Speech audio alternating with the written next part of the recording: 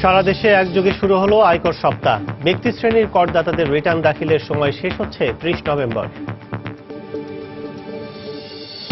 পুরোদমে এগিয়ে চলছে মেট্রো রেল প্রকল্পের ডিপো তৈরির কাজ। সেবা লাইন সরিয়ে নেয়ার কাজ শুরু হওয়ায় দুর্ভোগ চরমে।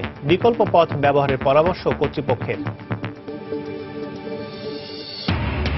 অবকাঠামোগত সুযোগ সুবিধা ছাড়াই চলছে বন্দর পায়রার কার্যক্রম। সমাধানে কাজ চলছে জানালো বন্দর কর্তৃপক্ষ। 4 বছরেও শেষ হয়নি তাজরিন ফ্যাশন ট্র্যাজেডি মামলার বিচার। শতাধিক সাক্ষীর মধ্যে মাত্র 5 জনের সাক্ষ্য গ্রহণ। রাষ্ট্রপক্ষ আসামি পক্ষের পাল্টাপাল্টি দোষারোপ। এবং আত্মসাৎকৃত অর্থ ফেরত দিলে ক্ষমা করার দুদকের সিদ্ধান্তকে এখতিয়ার বহির্ভূত বলছেন বিশ্লেষকরা। মানবিক দিক বিবেচনায় সিদ্ধান্ত নেওয়া যেতে পারে, মন্তব্য আইনজীবীর।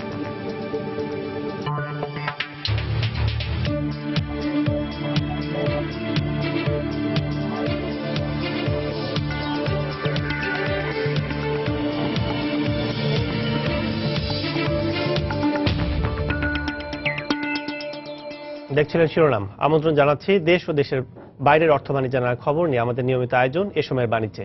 আর আপনাদের সঙ্গে আছি আমি কাজল আব্দুল্লাহ। সারা দেশের 649টি সার্কেল অফিসে আজ থেকে প্রথমবারের মতো একযোগে শুরু হচ্ছে আয়কর সপ্তাহ। 30 নভেম্বর আয়কর দিবস এবং রিটার্ন দাখিলের সব শেষ সময়কে সামনে রেখে করদাতাদের সুবিধার্থে আয়কর সপ্তাহ উদযাপন করতে যাচ্ছে জাতীয় রাজস্ব বোর্ড। অর্থ বছরের প্রথম 5 মাসেই নিবন্ধিত করদাতার সংখ্যা 23.5 লাখ ছাড়িয়ে যাওয়ায় এবার রিটার্ন দাখিলের সংখ্যা অনেক বাড়বে বলে প্রত্যাশা এনবিআরের। এ অবস্থায় রাজস্ব আয় বাড়াতে বেশি আয়ের নাগরিকদের করের আওতায় আনতে কার্যকর পদক্ষেপ নেয়ার পরামর্শ বিশ্লেষকদের। 30 নভেম্বর পর এবার ব্যক্তি শ্রেণীর করদাতাদের রিটার্ন দাখিলের সময় আর বাড়াবে না এনবিআর। এরপর জরিমানা দিয়ে রিটার্ন দাখিল করতে হবে।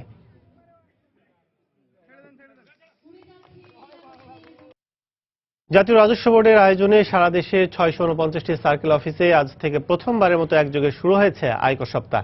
এই মুহূর্তে রাজশাহীর হোসেনীগঞ্জ মেডিকেল অডিটোরিয়াম এলাকায় আছেন সহকর্মী রাকিবুল হাসান। বিস্তারিত জানতে সরাসরি চলে যাচ্ছে তার কাছে। রাকিব। ধন্যবাদ জুনায়েদ।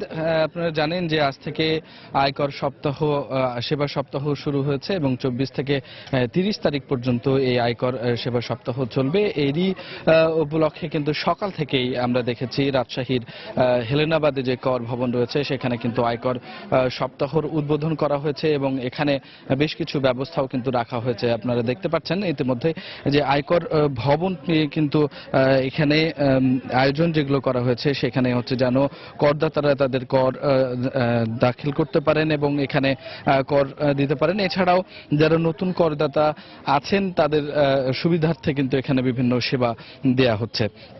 এবং আপনাকে জানিয়ে রাখি যে আয়কর সপ্তাহ উদ্বোধন হয়েছে কিছুক্ষণ আগে এবং সেখানে উদ্বোধন করেছেন রাজশাহীর যে সাংসদ, সংরক্ষিত আসনের সাংসদ বেগম আক্তার জাহান। এই সময় এই অনুষ্ঠানে উপস্থিত ছিলেন সুনীল কুমার সাহা, যিনি কর কমিশনার আপিল অংশের রাজশাহীর, এবং এছাড়াও উপস্থিত ছিলেন মোহাম্মদ দবির উদ্দিন, কর কমিশনার রাজশাহী অঞ্চলের।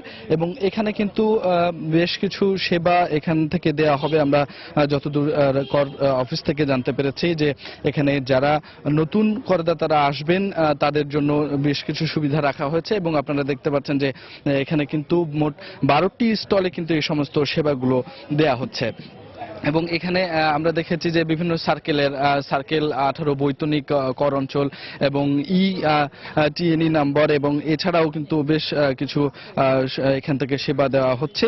যে সমস্তগুলো কিন্তু আমরা দেখেছি যে 1 থেকে 7 নভেম্বর যে কর মেলাটি হয়েছে, আয়কর মেলাটি হয়েছে, সেখানে যে সমস্ত সুবিধাগুলো ছিল বলতে পারি যে মোটামুটি সেই ধরনের সেবাগুলোই কিন্তু এখানে দেওয়া হচ্ছে।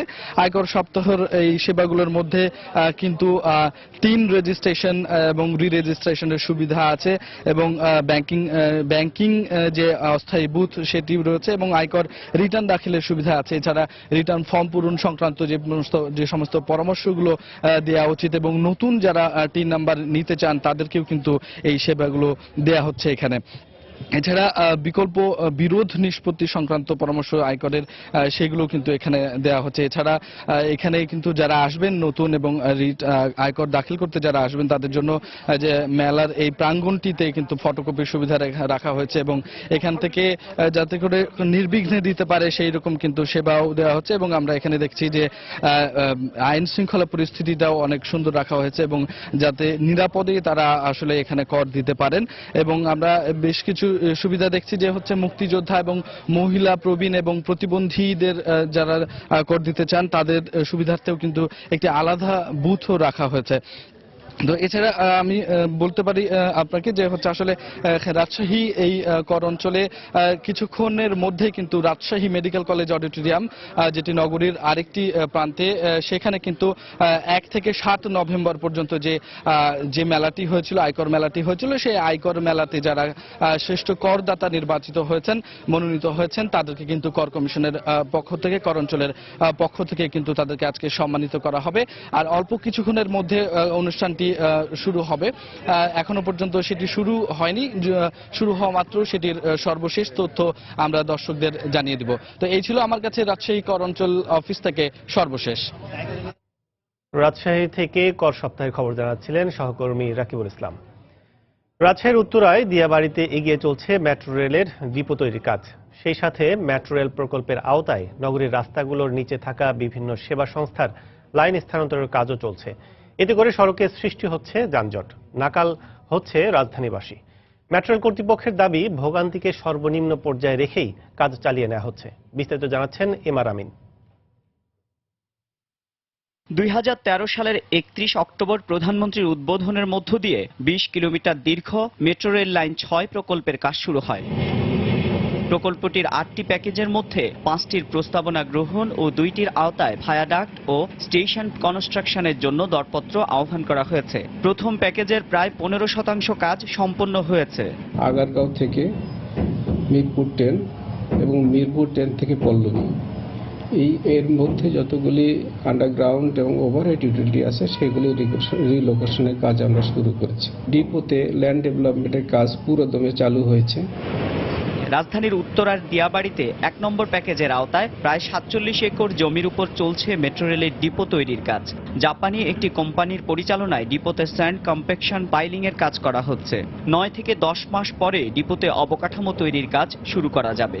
প্রথমত হচ্ছে স্যান্ড কম্প্যাকশন পাইলিং, দ্বিতীয় হচ্ছে পিভিডি বা প্রিফ্যাব্রিকেটেড ভার্টিক্যাল ড্রেন এবং তৃতীয় হবে ডাইনামিক কম্প্যাকশন। 44,000 পাইল হবে। মেট্রো রেল প্রকল্প এলাকা সেবা লাইনগুলো সরিয়ে নিতে রাজধানীর মিরপুর ও তালতলা এলাকায় রাস্তা কাটার কাজের কারণে ভোগান্তির শেষ নেই। তবে ভোগান্তি কমাতে সব ধরনের চেষ্টা করা হচ্ছে বলে মত কর্তৃপক্ষের। বিকল্প কোনো রাস্তা না রেখে যদি কেউ এই ব্যবস্থা করে আমার জন্য খুবই দুর্বিষহ জীবনযাপন হয়ে যায়। যানজটের খুব প্রবলেম হচ্ছে, এখানে রাস্তা পারাপারেরও খুব প্রবলেম হচ্ছে। 15 মিনিটের রাস্তা যেতে আমাদের সময় লাগে 1.5 ঘন্টা 2 ঘন্টা। যতগুলি মেশিনারিজ ওখানে কাজ করার জন্য মোবিলাইজ করি রাত্র 10টায়, এটা 6টার আগে আমরা সরাই নিয়ে যাই। রোকেয়া সরণিতে যারা যাতায়াত করেন তাদেরকে আমরা অনুরোধ জানিয়েছি তাদের যদি সুযোগ থাকে যেন অন্য পথ ধরে তারা চলেন। মেট্রো রেলের 16টি স্টেশনের কাজ 2 ভাগে করা হবে। 2017 সালের মার্চে এই ডিপো এলাকা থেকে মেট্রো রেলের মূল কাজ শুরু হবে। আর 2019 সালের ডিসেম্বরে বাস্তবে দেখা দেবে রাজধানীবাসীর স্বপ্নের মেট্রো রেল। এমআর আমিন, সময় সংবাদ, ঢাকা। আশুলিয়ায় তাজরিন ফ্যাশনে অগ্নিকাণ্ডে 111 জন নিহতের ঘটনার 4 বছরও শেষ হয়নি মামলার বিচার কাজ। 104 জন সাক্ষীর মধ্যে মাত্র 5 জনের সাক্ষ্য গ্রহণ হয়েছে। বিচার প্রক্রিয়ার দীর্ঘসূত্রতার জন্য সাক্ষী হাজিরে রাষ্ট্রপক্ষের আইনজীবী ব্যর্থতাকে দায়ী করছেন আসামিপক্ষের আইনজীবী। অভিযোগ অস্বীকার করে রাষ্ট্রপক্ষের আইনজীবী দাবি করেন সঠিক সময়ে পরিচালিত হচ্ছে মামলার কার্যক্রম। সাদিকুর রহমানের রিপোর্ট। আশুলিয়ার নিশ্চিন্তপুরের এই পোশাক কারখানায় 2012 সালের 24 নভেম্বর ভয়াবহ অগ্নিকাণ্ডে প্রাণ হারান 111 জন পোশাক শ্রমিক। এছাড়া আহত ও দগ্ধ হন আরও 2 শতাধিক। ফৌজদারি কার্যবিধি অনুযায়ী 120 দিনের মধ্যে অভিযোগপত্র দাখিলের বিধান থাকলেও মামলা দায়েরের প্রায় 1 বছর পর অভিযোগপত্র দাখিল করে সিআইডি। তবে আদালতে বিচার শুরু হয় মামলা দায়েরের প্রায় 3 বছর পর। নরহত্যা ও অবহেলার কারণে মৃত্যুর অভিযোগে কারখানার ব্যবস্থাপনা পরিচালক দেলোয়ার হোসেন ও চেয়ারম্যান মাহমুদ আক্তার সহ 13 জনের বিরুদ্ধে গত বছরের 1 অক্টোবর সাক্ষ্য গ্রহণ শুরু করেন আদালত। আসামি পক্ষের আইনজীবীর অভিযোগ, সঠিক সময়ে সাক্ষী হাজির করতে রাষ্ট্রপক্ষের আইনজীবীর ব্যর্থতার ফলে বিলম্বিত হচ্ছে বিচার কাজ। এই মামলার টোটাল 104 জন সাক্ষী, রাষ্ট্রপক্ষের ব্যর্থতার কারণে গত 3 তারিখ কোনো সাক্ষী একজনও আনতে পারেনি। এটা সঠিক না। সঠিক না এই কারণেই সাক্ষী এনেছি এবং আগামী 29 তারিখ আশা করি আমরা সে সাক্ষীও আনতে পারবো এবং সাক্ষীও আমরা দিতে পারবো সঠিকভাবে। চার্জশিট দেওয়ার পরে যে প্রসিডিউর, সেই প্রসিডিউর অনুযায়ী আপনার কিন্তু খুব লেট বলা যাবে না। তাজরিন ফ্যাশনসে অগ্নিকাণ্ডে 111 জন নিহতের ঘটনাকে দুর্ঘটনা উল্লেখ করে আসামিদের নির্দোষ দাবি করেন আসামি পক্ষের আইনজীবী। তবে রাষ্ট্রপক্ষের আইনজীবী আশা করেন অভিযোগ প্রমাণে সক্ষম হবেন তিনি। প্রসিকিউশনের শুধু দায়িত্বই না তাদেরকে সাজা দেওয়া, যে কাগজপত্র আমরা পেয়েছি এখন সাক্ষীর উপরে নির্ভর করছে, আমরা প্রমাণ করতে পারবো ইনশাআল্লাহ। আমাদের কোনো অবহেলা নাই, দুর্ঘটনার কারণে এই ঘটনাটা ঘটছে। আর এইসব মানবিক বিবেচনা করে মাননীয় আদালত আমাদেরকে জামিন দিয়েছেন। মামলার মোট 13 আসামির মধ্যে কারখানার মালিক সহ জামিনে রয়েছেন 8 জন এবং জেলহাজতে আছেন মাত্র 1 জন। এছাড়া পলাতক 3 আসামির বিরুদ্ধে গ্রেপ্তারি পরোয়ানা থাকলেও আটক করতে পারেনি পুলিশ। সাদিকুর রহমান, সময় সংবাদ, ঢাকা।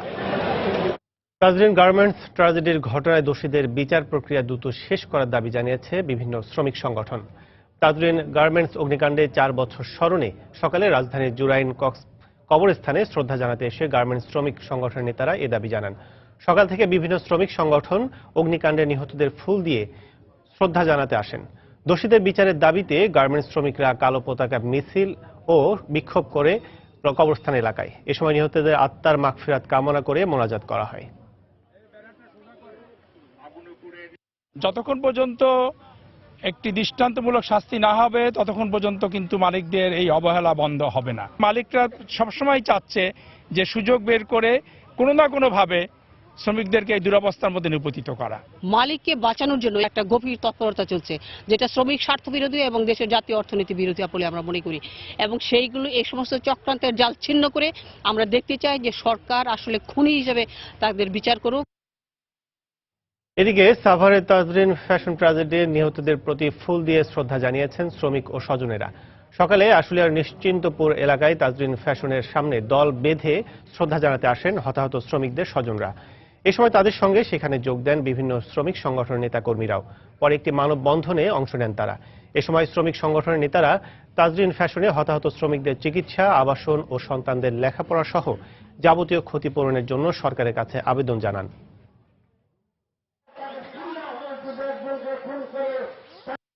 দুঃখজনক ব্যাপার হচ্ছে যারা মারা গেছে তাদের পরিবার বর্গ কি অবস্থা আছে, কেমন আছে, আমরা কেউ তার খোঁজ রাখি না। বেতন টাকা ছাড়া আমরা কোনো ক্ষতিপূরণ পাইনি, এটাই আমাদের দাবি। চিকিৎসা ভাতা কোনো কিছুই আমাকে দেয় নাই, আমরা নিজের টাকা দিয়েই চিকিৎসা হয়েছি। তাজরিন গার্মেন্টসে অগ্নিকাণ্ডের ঘটনায় দায়ী ব্যক্তিদের বিচার, শ্রমিকদের যৌক্তিক ক্ষতিপূরণ ও পুনর্বাসনের দাবিতে প্রেস ক্লাবে মানববন্ধন কর্মসূচি পালন করছে বিভিন্ন শ্রমিক সংগঠন। সেখানে রয়েছেন সহকর্মী কামরুল হাসান সবুজ। সরাসরি চলে যাচ্ছি তার কাছে। সবুজ, আজকে দাবি করতে চাই তাজরিনের অগ্নিকাণ্ডে যারা এখনো ক্ষতিপূরণ পান নাই তাদেরকে অবিলম্বে ক্ষতিপূরণ শুনতে পাচ্ছেন? করতে হবে।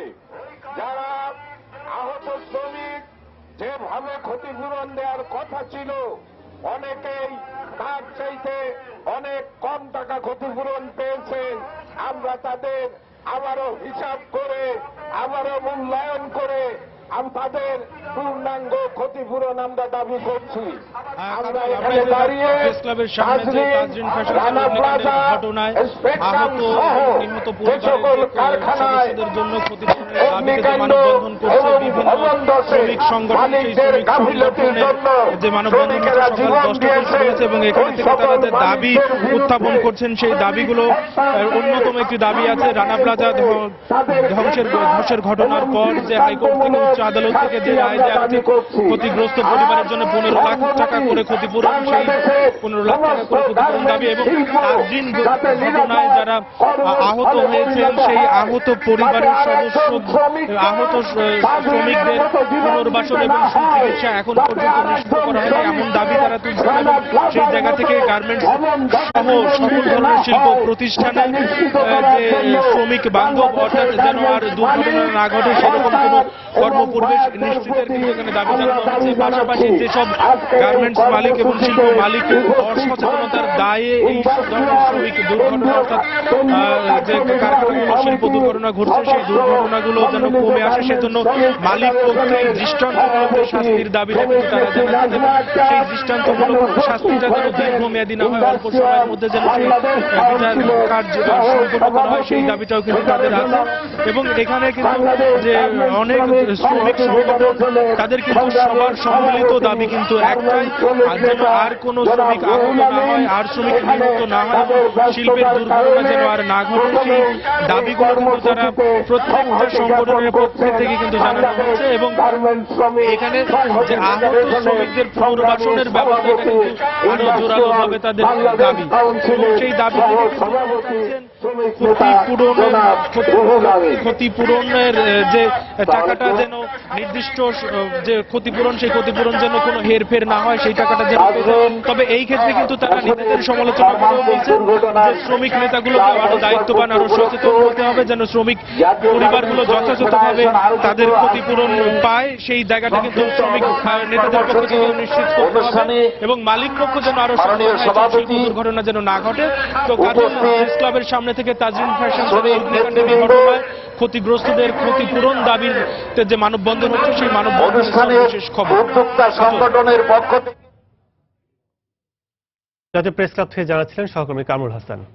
সাগরে মাছ ধরা ট্রলার ডাকাতির প্রতিবাদ ও জলদস্যুদের গ্রেফতারের দাবিতে চট্টগ্রামের ফিশারি ঘাটে মানববন্ধন করছে মাছ ব্যবসায়ী জেলেরা। এই মুহূর্তে সেখানে আছেন রিপোর্টার পার্থ প্রতিম বিশ্বাস, সরাসরি চলে যাচ্ছে তার কাছে। পার্থ।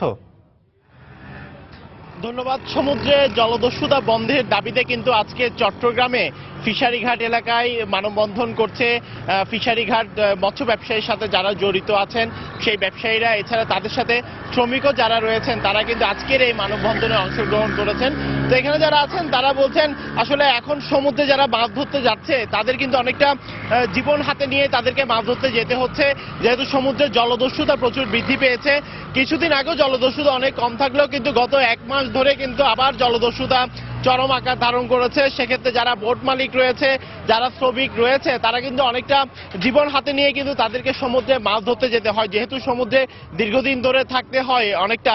তো সেক্ষেত্রে জলদস্যুরা এসে কিন্তু তাদের যে মাছগুলো আহরণ করে বা মাছগুলো তারা ধরে সেই মাছগুলো তারা সবগুলো নিয়ে যায়, এরপর কিন্তু তারা বোট মালিককে হত্যা করে জালগুলো পুড়িয়ে দেয়, বোটগুলো পুড়িয়ে দেয়। দীর্ঘদিন ধরেও সরকারের কাছে বারবার বলার পরেও কিন্তু সেক্ষেত্রে কোনো ধরনের কিন্তু তারা ব্যবস্থা গ্রহণ করেনি। সেক্ষেত্রে গত এক সপ্তাহ আগে কিন্তু একজন বোট শ্রমিককে গুলি করে হত্যা করা হয়েছে গভীর সমুদ্রে, সেক্ষেত্রে বোটটি কিন্তু পুড়িয়ে দেওয়া হয়। তো এই ক্ষেত্রে যারা এখানে আছেন, যারা ব্যবসায়ীরা রয়েছেন, মাছ ব্যবসায়ী যারা রয়েছেন তারা বলছেন অচিরে যদি এই সমস্যার সমাধান করা না হয় তাহলে কিন্তু এখানে যারা সমুদ্রে মাছ ধরতে যায় তারা কিন্তু কোনোভাবেই সমুদ্রে আর মাছ ধরতে যেতে পারবে না। তো এই মুহূর্তে আমাদের সামনে আছেন ফিশারিঘাট ব্যবসায়ী সমিতির সভাপতি, আমরা তার সাথে কথা বলবো। সমুদ্রে কি ধরনের সমস্যা হচ্ছে, জলদস্যুতা কি ধরনের বৃদ্ধি পেয়েছে একটু যদি জানাতেন। আমরা মনে করেন আমরা এই সাগরের মাছ দিয়ে আমাদের এই ফিশিং ট্রলার দিয়ে সারা বাংলাদেশে আমরা মনে করেন 60% আমরা চাহিদা পূরণ করি, কিন্তু এই জলদস্যুর কারণে আমরা কিন্তু সাগরে বোট যাইতে পারতেছে না, আমাদের লোক মারা যাইতেছে, মাঝি মোল্লারা মারা যাইতেছে, বোট ডাকাতি করতেছে, বোট আগুন লাগাই দিতেছে। তারপর আপনার ওই এখন আমরা যদি জলদস্যু বন্ধ হয় আমরা দেশের চাহিদা মিটাই বিদেশে রপ্তানি করা আমাদের পক্ষে খুবই সম্ভব, কিন্তু এখন আমরা বিদেশ থেকে আমদানি করতে হইতেছে, আমরা জীবনে আমদানি করতে হবে না, রপ্তানি করতে পারবো। এক্ষেত্রে আপনারা সরকারের সাথে কথা বলেছেন বা বারবার বলেছেন কিনা জলদস্যু? আমরা বলছি, আমরা সিটির মাধ্যমে বা ওই বিভিন্ন আমাদের ডিসি স্যার সাথে কথা বলেছি, ওনাদেরকে আমরা লিস্টই দিচ্ছি জলদস্যু কে কে আছে এখানে বর্তমানে। মহিষকালী, কুতুবদিয়া, বাঁশকালী, খাটকালী এই সমস্ত জায়গার সবাই যৌথভাবে এখন ডাকাতি করতেছে। এরা মুক্তিপণ দাবি করতেছে 10 লাখ টাকা, 15 লাখ টাকা, মালামাল নিয়ে যাইতে আছে, মাছগুলো নিয়ে যাইতে আছে, লোকজন গুলি করতে আছে, বিভিন্ন রকমের হয়রানি করতে আছে। এইটা যদি সরকার বন্ধ করে আমরা দেশের চাহিদা মিটাই, বিদেশে প্রচুর পরিমাণ বিদেশি মুদ্রা অর্জন করতে পারবো আমরা। ধন্যবাদ। আমরা যেমনটি জানি চট্টগ্রাম যে এই যে ফিশারি ঘাট রয়েছে এখান থেকে কিন্তু দেশের বিভিন্ন জায়গায়। চট্টগ্রাম থেকে জানাচ্ছিলেন পার্থপ্রতিম বিশ্বাস। দর্শক, নারায়ণগঞ্জের রিটার্নিং অফিসারের কার্যালয়ে মনোনয়নপত্র জমা দিতে এসেছেন আওয়ামী লীগের মেয়র প্রার্থী সেলিনা হায়াত আইভী। সেখানে আছেন আমাদের সহকর্মী মাহমুদ রাকিব। সরাসরি চলে যাচ্ছে সেখানে। রাকিব,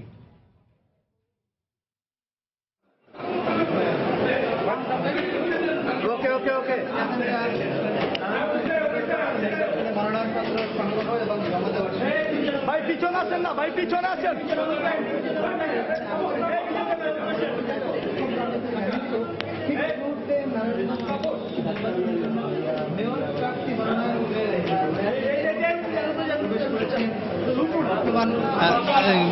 ঠিক সদ্য বিদায়ী মেয়র এবং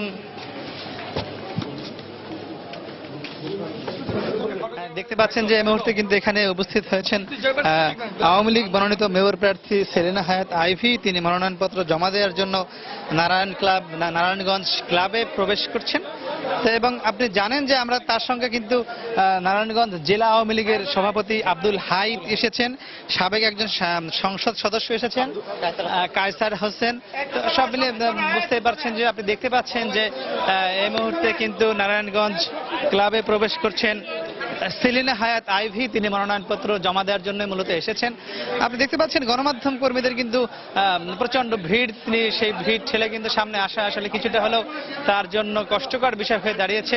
তা আমরা আপনাকে দেখানোর চেষ্টা করছি আসলে যে সেলিনা হায়াত আইভী মনোনয়নপত্র জমা দেওয়ার জন্য নারায়ণগঞ্জ ক্লাবে এসেছেন। আপনি জানেন যে এখনো বিএনপি মনোনীত প্রার্থী সাখাওয়াত হোসেন খান তিনি এখনো এসে পৌঁছাননি। আমরা যেটি জানতে পেরেছি, তার সাথে মুঠোফোনে কথা বলে জানতে পেরেছি তিনি কিন্তু কিছুক্ষণ পরে এখানে আসবেন, এসে তিনি মনোনয়নপত্র জমা দিবেন। আমি যদি আপনাকে আরেকটি তথ্য জানিয়ে দিই, এখানে কিন্তু আইভী রহমানের সঙ্গে আছেন নিহত তকির বাবা রাফিউর রাব্বিকে আমরা তার সঙ্গে দেখতে পাচ্ছি। সব মিলিয়ে কিন্তু বোঝাই যায় তিনি বেশ কিছু হেভিওয়েট লোক নিয়েই মূলত আজ মনোনয়নপত্র জমা দেওয়ার জন্য এখানে এসেছেন। আপনি দেখতে পাচ্ছেন এখানে রয়েছে আওয়ামী লীগ মহানগর সভাপতি আব্দুল হাই, রয়েছেন সাবেক সংসদ সদস্য কায়সার হাসনাত। সব মিলিয়ে কিন্তু বুঝতেই পারছেন যে তিনি মনোনয়নপত্র জমা দেওয়ার জন্য রিটার্নিং অফিসারের দিকে যাচ্ছেন। এবং আমি যদি আপনাকে কিছু তথ্য জানিয়ে দিই, এই পর্যন্ত নারায়ণগঞ্জ সিটি কর্পোরেশন নির্বাচনে মোট 9 জন মেয়র প্রার্থী মনোনয়নপত্র সংগ্রহ করেছেন, যার মধ্যে মাত্র 1 জন মনোনয়নপত্র জমা দিয়েছেন। এবং এখন যদি সেলিনা হায়াত আইভী জমা দেওয়ার পরে 2 জন হবেন যারা মনোনয়নপত্র জমা দিবেন। এছাড়া আমি যদি আপনাকে জানিয়ে দিই, এখানকার যিনি বিএনপি মনোনীত প্রার্থী রয়েছেন আলোচিত 7 খুন হত্যা মামলার বাদীপক্ষের আইনজীবী অ্যাডভোকেট সাখাওয়াত হোসেন খান, তিনি এখনো এসে পৌঁছাননি। তিনি আমাদেরকে যেটি মুঠোফোনে জানিয়েছেন যে মূলত সেলিনা হায়াত আইভী মনোনয়নপত্র জমা দেওয়ার পরই সাখাওয়াত হোসেন খানের আসবার কথা রয়েছে। তিনি হয়তো সেলিনা হায়াত আইভী মনোনয়নপত্র জমা দেওয়ার পর তিনি হয়তো এদিকে আসবেন, মনোনয়নপত্র জমা দিবেন। তো আমরা কিন্তু আপনাকে সরাসরি দেখাচ্ছি যে সেলিনা হায়াত আইভী যাচ্ছেন মনোনয়নপত্র জমা দেওয়ার জন্য। আমি যদি আপনাকে আবারও একটু তথ্য জানিয়ে দেই, সেলিনা হায়াত আইভীর সঙ্গে কিন্তু বেশ কিছু হেভিওয়েট লোক রয়েছেন। আমি যদি আপনাকে বলি, মহানগর আওয়ামী লীগের সভাপতি রয়েছেন আব্দুল হাই, রয়েছেন সাবেক সংসদ সদস্য কায়সার হাসনাত, রয়েছেন রফিউর রাব্বির নিহত তকির বাবা রফিউর রাব্বি। সব মিলে কিন্তু বোঝাই যায় যে তিনি তার যে জনপ্রিয়তা সেটি মূলত তুলে ধরার জন্যই তাদেরকে সঙ্গে করে নিয়ে এসেছেন। এবং আমরা যেটি জানি যে মূলত 5 জন। নারায়ণগঞ্জ থেকে জানাচ্ছিলেন সহকর্মী মাহমুদ রাকিব। আশুলিয়া গ্যাস লাইটার কারখানায় অগ্নিকাণ্ডের জন্য কর্তৃপক্ষের গাফিলতিকে দুষছেন শ্রমিকদের স্বজনরা। ঠিক সময়ে কারখানার গেট খুলে না দেয় এত শ্রমিক দগ্ধ হয়েছেন বলে অভিযোগ তাদের। দগ্ধদের মধ্যে শ্বাসনালী পুড়ে যাওয়া 19 জনের অবস্থা আশঙ্কাজনক হওয়ায় শঙ্কা কাটছে না স্বজনদের। শুধু ঢাকা মেডিকেলে নয়, সাভার এনাম মেডিকেলেও চিকিৎসাধীন রয়েছে বেশ কয়েকজন শিশু শ্রমিক, যাদের অবস্থাও আশঙ্কাজনক। এদিকে অগ্নিদগ্ধদের চিকিৎসার জন্য কারখানা কর্তৃপক্ষ কোনো অর্থ সহায়তা দেয়নি বলে অভিযোগ রয়েছে। মঙ্গলবার বিকেলে আশুলিয়ার কালার ম্যাচ গ্যাস লাইটার কারখানায় ভয়াবহ অগ্নিকাণ্ডে 34 জন দগ্ধ হয়।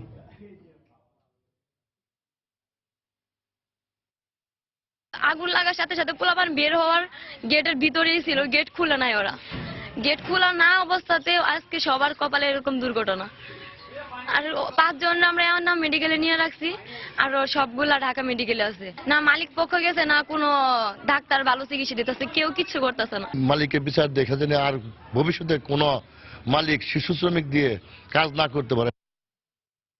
আত্মসাৎকৃত অর্থ ফেরত দিলে দোষীরা ক্ষমা পেয়ে যাবে। দুর্নীতি দমন কমিশনের এই ধরনের সিদ্ধান্তকে এখতিয়ার বহির্ভূত বলে মনে করেন বিশ্লেষকরা। তারা বলছেন, কাউকে ক্ষমা করার আইনগত কোনো ক্ষমতা নেই দুদকের। এদিকে মানবিক দিক বিবেচনায় এই ধরনের সিদ্ধান্ত নেওয়া যেতে পারে বলে মন্তব্য করে দুদকের প্রধান আইনজীবী বলেছেন, অপরাধীকে রেহাই দেওয়ার কোনো সুযোগ নেই আইনে। বিলায়েত হোসাইনের রিপোর্ট। আত্মসাতের মামলায় অপরাধ প্রমাণিত হয়েছে এবং আপনারা সুপারিশও করেছেন মামলা দায়ের করার জন্য অথবা চার্জশিট দেওয়ার জন্য, কিন্তু কমিশন অনেকটা নমনীয় হয়ে যারা টাকা আত্মসাৎকৃত টাকা যারা ফেরত দিচ্ছে সেই সংস্থা, আমরা সেক্ষেত্রে কিন্তু সেই ব্যক্তিকে আমরা অপরাধ প্রমাণিত, কিন্তু কমিশন নমনীয় যেহেতু সে টাকা ফেরত দিচ্ছে আমরা তাকে কিন্তু ক্ষমা করে দিচ্ছি। সোমবার প্রতিষ্ঠাবার্ষিকীর অনুষ্ঠানে কর্মকর্তাদের উদ্দেশ্যে দেওয়া দুদক কমিশনারের এমন বক্তব্যের পর প্রশ্ন উঠেছে এই সিদ্ধান্তের আইনগত ভিত্তি নিয়ে।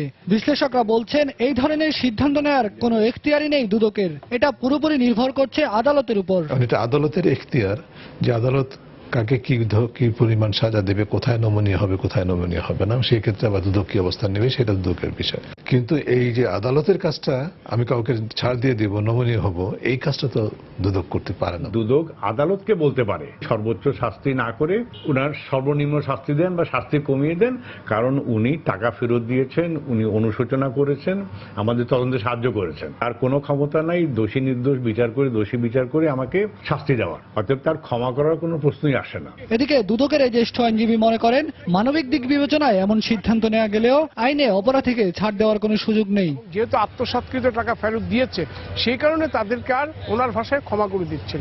এই ক্ষমার কোনো সুযোগ আইনে কোথাও নাই। তবে এই ক্ষমা বলতে বোঝাচ্ছে উনি তাদের বিরুদ্ধে আর প্রসিকিউশন করা হবে না, প্রসিকিউশন চালানো হবে না। এটা দুদক সিদ্ধান্ত নিতেই পারে, আইনে তাদের কমিশনের সিদ্ধান্ত নেওয়ার ক্ষমতা আছে। বাট আমার ব্যক্তিগত মতামত হলো তার যে একটা অসৎ উদ্দেশ্য ছিল সেটা প্রমাণিত হয়ে গেল, কাজেই টাকাটা রিকভারি হলো এবং সঙ্গে সঙ্গে তার তো কিন্তু বিচার হলো না। আমি মনে করি তার বিচার হওয়া উচিত। সাম্প্রতিক সময়ে দুদকের প্রতি মানুষের যে আস্থা তৈরি হয়েছে, এমন সিদ্ধান্ত থেকে সরে না আসলে সে আস্থায় আবারও সংকট দেখা দিতে পারে বলে মনে করেন বিশ্লেষকরা। বিলায়েত হোসাইন, সময় সংবাদ, ঢাকা। অবকাঠামোগত সুযোগ সুবিধা ছাড়াই চলছে দেশের তৃতীয় সমুদ্র বন্দর পায়রার কার্যক্রম। উদ্বোধনের পর বেশ কয়েকটি জাহাজের পণ্য খালাস হলেও শিপিং এজেন্ট, আমদানিকারক ও বন্দর কর্তৃপক্ষ নানা সমস্যায় মুখোমুখি হচ্ছেন। বন্দর কর্তৃপক্ষ বলছে সমাধানের কাজ চলছে। বরগুনার প্রতিনিধি এম এ আজিমের পাঠানো তথ্য, ছবি নিয়ে ডেস্ক রিপোর্ট। চট্টগ্রাম ও মংলা বন্দরের পর দেশের তৃতীয় বন্দর হিসেবে পায়রায় পণ্য খালাস কার্যক্রম শুরু হয়েছে। সিমেন্ট, ক্লিংকার, পাথর ও পদ্মা সেতুর ইকুইপমেন্টবাহী জাহাজ আসছে এ বন্দরে। প্রতিদিন চলছে পণ্য খালাস কার্যক্রম। আমদানি রপ্তানিকারক এবং পণ্য বহনকারী জাহাজগুলো এখানে নানা সমস্যার মুখোমুখি হচ্ছে। বন্দরটিতে নেই জেটি, উন্নতমানের ক্রেন ও শেড, যে কারণে কন্টেইনার ও ফ্রোজেন পণ্যবাহী জাহাজের মালামাল খালাসে বিপাকে পড়তে হচ্ছে। আর রামনাবাদ চ্যানেলে ঢোকার মুখে নাব্য স্বল্পতার কারণে বাধাগ্রস্ত হচ্ছে জাহাজ। এছাড়া বন্দর থেকে ভারী পরিবহন উপযোগী রাস্তা তৈরি না হওয়ায় খালাস হওয়া পণ্য নিতে সমস্যা হচ্ছে সংশ্লিষ্টদের। এখানে সবকিছু ঠিকঠাক আছে আর কি, মানে বিশেষ করে স্পেসটা ঠিক আছে, কিন্তু পাশাপাশি এখানে সবচেয়ে বেশি যেটা প্রয়োজন সেটা হচ্ছে ইকুইপমেন্টের প্রচন্ড অভাব বোধ করছি আমরা। বন্দরে প্রথম ঢোকার জন্য আমাদের যে চ্যানেল আছে এই চ্যানেলে আরো ড্রেজিং করতে হবে, ড্রাফট কম আছে। বন্দর মানে অনেক জেটি থাকবে, ক্রেন থাকবে, মাল ওঠানামার জন্য পর্যাপ্ত ব্যবস্থা থাকবে। তো নতুন হিসেবে তো এখন ওটা কোনোটাই সঠিকভাবে হয় নাই। তবে বন্দর কর্তৃপক্ষের দাবি 2018 সালের মধ্যে অবকাঠামোগত সুযোগ সুবিধা বাড়বে পায়রার। এখন শুধুমাত্র আমরা নদী পথে এবং সামান্য অংশ আমরা বাই রোডে ট্রান্সপোর্টেশনের ব্যবস্থা করেছি। তো যখন রেল এবং রোডটা থাকবে তখন তো আরো বেশি ব্যাপক পরিসরে আমরা কাজ শুরু করতে পারবো। তো সেই কাজগুলো আসলে কিন্তু চলমান, আমরা জাস্ট এগিয়ে যাচ্ছি। যাত্রা শুরুর 3 মাসে এ বন্দরে 60টি বিদেশি জাহাজের পণ্য খালাস হয়েছে এবং 17 কোটি টাকা রাজস্ব আদায় হয়েছে। সময় সংবাদ, পটুয়াখালী। সম্ভাবনাময় হয়ে উঠছে রাজশাহীর বরেন্দ্র অঞ্চলে চিংড়ি চাষ। কার্প জাতীয় মাছের শ্বাসে সুস্বাদু পানিতে কম সময়ে চিংড়ি বড় হয়, বাণিজ্যিকভাবে লাভবান হচ্ছেন চাষিরা। ফলে এ চাষে ঝুঁকছেন অনেক জেলে। মৎস্য বিভাগের কর্মকর্তারা বলছেন, চিংড়ি চাষে উদ্বুদ্ধ করতে চাষিদের জন্য নেওয়া হচ্ছে বিভিন্ন পদক্ষেপ। হাবিবুর রহমান পাপ্পুর তোলা ছবিতে বিস্তারিত জানাচ্ছেন রাকিবুল হাসান। বরেন্দ্র অঞ্চলের সুস্বাদু পানিতে জেলেরা সাদাসোনা চিংড়ি চাষ করছেন। 2015 সালে রাজশাহীর পবা উপজেলার কর্ণহার গ্রামের শহীদুল ইসলাম পরীক্ষামূলকভাবে ছোট পুকুরে চিংড়ি চাষ শুরু করে। এতে সফল হওয়ায় তাকে দেখে এবছর জেলার 5টি উপজেলায় 22 জন জেলে প্রায় 3.5 হেক্টর জলাশয়ে শুরু করে চিংড়ির চাষ। অন্য মাছের মতো কীটনাশক প্রয়োগ, ওষুধ দেওয়া ও ভিন্ন ভিন্ন খাবারের প্রয়োজন হয় না। কম খাবার ও স্বল্প যত্নেই দ্রুত বাড়তে থাকে নিশাচর চিংড়ি। নারকেল পাতা, খেজুরের পাতা এটা শুকানোর পর, কিন্তু ওই কাঁচা অবস্থায় দেওয়া যাবে না, মাঝে মাঝে কঞ্চি পুঁতে দিল, তাহলে কি হবে, চিংড়িটা রেজাল্টটা ভালো আসবে। 3 থেকে 4 মাসে প্রতি সুস্থ চিংড়ির ওজন হয় 60 থেকে 80 গ্রাম পর্যন্ত, যার বাজার মূল্য প্রতি কেজি 700 থেকে 800 টাকা। ফলে লাভবান হয়েছে এ চাষ। 1 বিঘা যদি পুকুরে কাতল ছাড়েন হাইস্ট দিলে 50টা পারবেন, কিন্তু আমি 1 বিঘা যদি পুকুরে গলদা করি দেখা যাবে যে 10,000 বা 15,000 আমি দিয়ে করা সম্ভব। অন্য মাছের চেয়ে তুলনামূলক কম সময়ে উৎপাদন, বাজার মূল্য বেশি থাকা সহ বছরে 3 বার চিংড়ি চাষ করতে পবায় এ চাষে ঝুঁকছেন অনেকেই। আমি পরীক্ষামূলকভাবে চিংড়ি, গলদা চিংড়ি আমি মিশ্র মাছের চাষ করছি। অন্যান্য মাছের চাইতে খাবারটা কম লাগে। বাজারে প্রায় 800 থেকে 900 টাকা কেজি। এতে আমরা চিংড়ি চাষের জন্য আগ্রহী হয়েছি। জেলার মৎস্য কর্মকর্তা জানালেন, চিংড়ির প্রদর্শনী পুকুরের সংখ্যা বৃদ্ধি ও খামারি তৈরির মাধ্যমে এ চাষের পরিসর বাড়াবেন তারা। রাজশাহী জেলার যে 9টি উপজেলা আছে, প্রতিটি উপজেলা তো আমরা করব এবং প্রতিটি ইউনিয়নে আমরা একটি করে গলদা চিংড়ি খামারি তৈরি করব। জেলা মৎস্য অধিদপ্তর জানিয়েছে 74 কোটি টাকা ব্যয়ে নির্মাণ করা হচ্ছে চিংড়ির হ্যাচারি। আর আগামী 1 বছরে 72টি ইউনিয়নে প্রায় 4000 চাষিকে চিংড়ি চাষের প্রশিক্ষণ দেয়া হবে।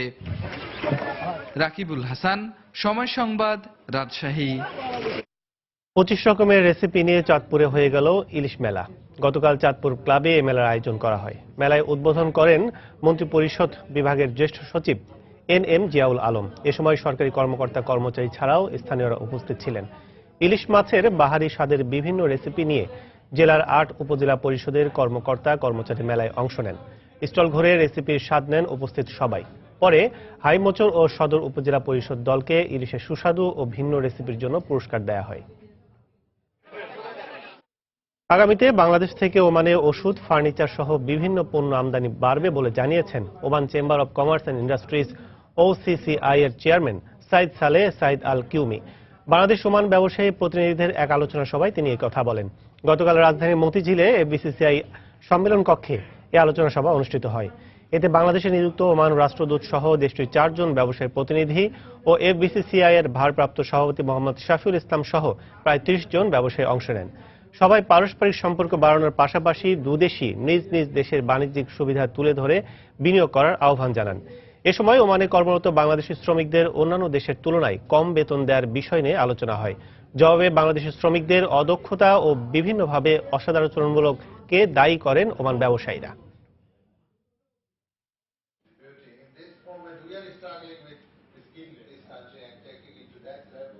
Quality important. ওমান ব্যবসায়ীরা আগামীতে বাংলাদেশের ওষুধ ও ফার্নিচার শিল্প সহ বিভিন্ন পণ্য সামগ্রী আমদানি করবে, যা দুদেশের সংশ্লিষ্ট মন্ত্রণালয়ের আলোচনার মাধ্যমে সম্ভব। তবে অন্যান্য দেশের মতো বাংলাদেশি পণ্য অবশ্যই গুণগত মানসম্পন্ন এবং দামও অনেকটাই সহজলভ্য থাকতে হবে। এছাড়া ওমানে কর্মরত বাংলাদেশি শ্রমিকদের মানসম্মত বেতন পেতে হলে দক্ষতার পাশাপাশি শৃঙ্খলার সাথে কাজ করতে হবে। বাংলাদেশ সরকার 100টি অর্থনৈতিক অঞ্চল তৈরি করার পরিকল্পনা নিয়েছে, যার মাধ্যমে দেশের অর্থনীতি আরো এগিয়ে যাবে। এক্ষেত্রে বাংলাদেশে ওমান ব্যবসায়ীরা অবকাঠামো খাত সহ বিভিন্ন খাতে বিনিয়োগ করতে পারে। এক্ষেত্রে অধিক মুনাফা আদায়ের পাশাপাশি ইনসেপটিভ এবং কর সুবিধাও পাবে ওমান ব্যবসায়ীরা।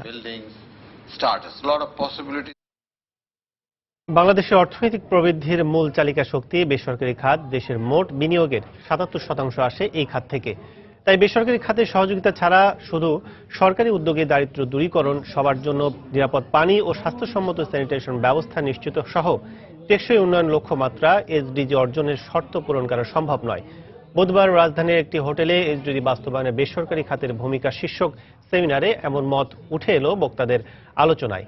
এমন প্রেক্ষিতে SDG অর্জনে সরকারের পাশাপাশি বেসরকারি খাতের উদ্যোক্তাদের এগিয়ে আসার আহ্বান জানান প্রধানমন্ত্রীর কার্যালয়ের মুখ্য সচিব Abul Kalam Azad. Save all kids, New York at the last General Assembly. গ্রাহক পর্যায়ে উন্নত মানের সিসি ক্যামেরা পৌঁছে দিতে নতুন 6টি পণ্য উদ্বোধন করল চায়না প্রতিষ্ঠান ডাহুয়ার বাংলাদেশি এজেন্ট সিড নিসান। গতকাল রাজধানীর একটি হোটেলে ডাহুয়া ও সিড নিসানের যৌথ আয়োজনে এসব পণ্যের মোড়ক উন্মোচন করেন ঢাকা উত্তর ট্রাফিক পুলিশের যুগ্ম কমিশনার আব্দুর রাজ্জাক। আগামী 2017 সালের জন্য সিড নিসানকে বাংলাদেশের প্রতিনিধি হিসেবে সার্টিফিকেট প্রদান করে চায়না প্রতিষ্ঠান ডাহুয়া। বাংলাদেশে 50টি মডেলের অত্যাধুনিক কারিগরি প্রযুক্তি নিয়ে 2013 সালে যাত্রা শুরু করে সিড নিসান। দেশের বাইরের অর্থ বাণিজ্যের খবর। বিশ্ববাজারে অপরিশোধিত জ্বালানি তেলের দাম ব্যারেল প্রতি $50 কাছাকাছি পৌঁছেছে। বুধবার অপরিশোধিত জ্বালানি তেলের দাম ব্যারেল প্রতি $49.63 পৌঁছেছে। এর আগে জ্বালানি তেলের দাম ব্যারেল প্রতি $48 ছিল। জ্বালানি তেলের উত্তোলন কমানোর বিষয়ে আগামী সপ্তাহে ওপেক সদস্যভুক্ত দেশগুলোর সাথে রাশিয়ার বৈঠকে বসার কথা রয়েছে। জ্বালানির দর স্থিতিশীল করতেই অতিরিক্ত উত্তোলন বন্ধের সিদ্ধান্তে আসার কথা রয়েছে দেশগুলোর। উত্তোলন কমানোর সিদ্ধান্তে আসলে জ্বালানির দর ব্যারেল প্রতি $50 থেকে $55 পৌঁছবে বলে আশাবাদ সংশ্লিষ্টদের। যুক্তরাষ্ট্রের পররাষ্ট্র মন্ত্রণালয় নিজ নাগরিকদের ইউরোপ ভ্রমণে সতর্কতা জারির পর জার্মানির বিভিন্ন বিপণী বিতানে নিরাপত্তা জোরদার করা হয়েছে। নিরাপত্তা বাড়ানো হয়েছে ফ্রান্সেও। ইউরোপের ক্রিসমাস মার্কেটগুলোয় হামলার আশঙ্কা রয়েছে এমন তথ্যের ভিত্তিতে মঙ্গলবার ওই সতর্ক বার্তা দেয়া হয়। আইএসের সঙ্গে সম্পৃক্ততার অভিযোগে ফরাসি পুলিশের হাতে 7 সন্দেহভাজন গ্রেফতারের পর নাগরিকের নিরাপত্তায় এই পদক্ষেপ নেয় যুক্তরাষ্ট্র। ছুটির মৌসুমে ক্রিসমাস মার্কেটে মজার সব ঐতিহ্যবাহী খাবার আর উপহার সামগ্রীর মেলা বসে ইউরোপের দেশ জার্মানিতে।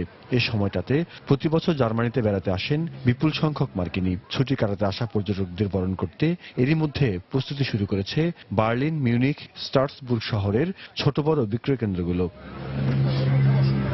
তবে নির্ভরযোগ্য সূত্রের বরাতে মার্কিন কর্তৃপক্ষের সাম্প্রতিক এক সতর্কবার্তায় বলা হয়, আইএস আল কায়দার মতো সন্ত্রাসী গোষ্ঠীগুলো ইউরোপে নাশকতার পরিকল্পনা করছে।